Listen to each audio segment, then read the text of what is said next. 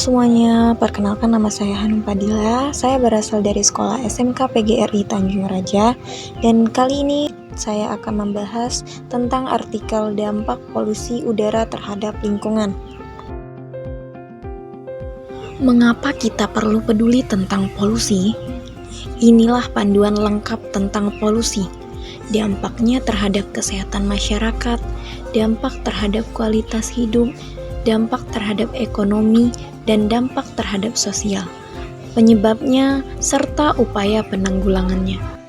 Selanjutnya ada pengertian polusi.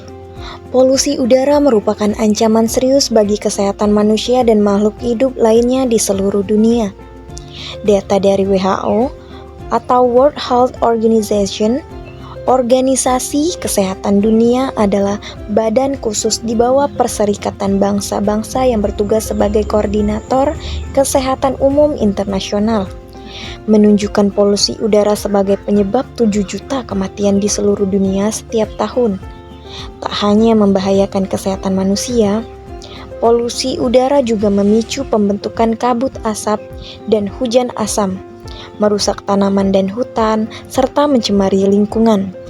Nah, di Indonesia, terutama di Jakarta, menjadi kota dengan udara terburuk kelima di dunia. Jakarta saat ini nilainya lebih dari 10 kali nilai panduan kualitas udara tahunan WHO. Meski kualitas udara di Indonesia sedemikian buruknya, masih banyak orang yang mengabaikan bahaya polusi udara bagi kesehatan. Apa saja penyebab polusi udara? Yang pertama ada emisi dari kendaraan.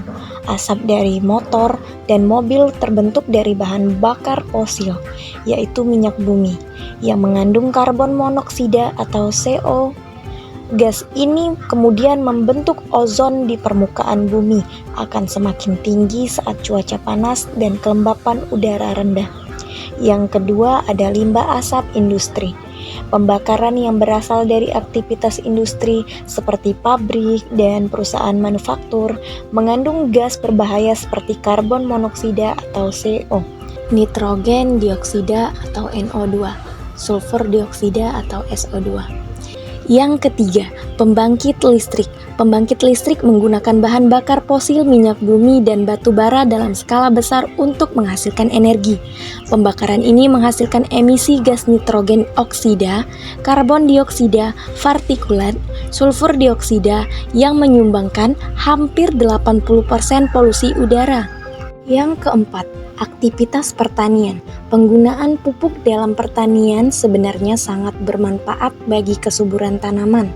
Namun, penggunaan pupuk yang berlebihan dapat menghasilkan polutan berupa gas amonia atau NH3 yang merupakan salah satu gas paling berbahaya di atmosfer bumi.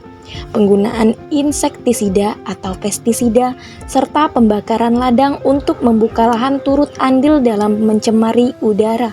Yang kelima, kebakaran hutan. Kebakaran hutan juga dapat menyebabkan perubahan iklim dan musim kemarau datang lebih cepat. 6. Aktivitas domestik. Membakar sampah sangat berbahaya karena dapat melepaskan polutan yang berdampak buruk bagi kesehatan. Selain itu, penggunaan pendingin ruangan atau AC, pembersih rumah tangga, dan cat tidak hanya akan mencemari udara dalam ruangan, tapi juga melepaskan bahan kimia berbahaya ke udara dan lingkungan. Selanjutnya, dampak polusi terhadap kesehatan masyarakat. Polusi udara dapat menyebabkan masalah pernapasan, seperti asma dan bronkitis, serta meningkatkan risiko penyakit jantung dan stroke. Ini berdampak pada kualitas hidup individu dan biaya kesehatan yang tinggi.